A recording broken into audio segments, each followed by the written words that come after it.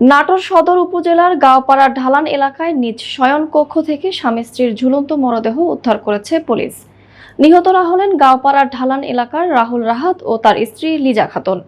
তবে ঠিক কী ঘটেছে তা এখনো নিশ্চিত করতে পারেনি পুলিশ। পুলিশ ও স্থানীয় সূত্রে জানা যায়, শুক্রবার দুপুরে স্বামী স্ত্রী দুজনে দুপুরের খাবার খেয়ে নিজ শয়নকক্ষে ঘুমিয়েছিলেন।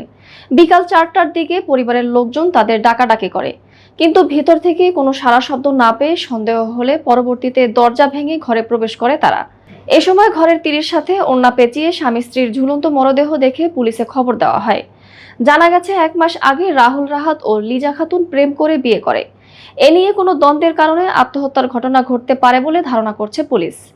নাটোর সদর থানার ভারপ্রাপ্ত কর্মকর্তা মনসুর রহমান জানান, মরদেহ দুটি উদ্ধার করে ময়নাতদন্তের জন্য নাটোর সদর হাসপাতাল মর্গে প্রেরণ করা হয়েছে।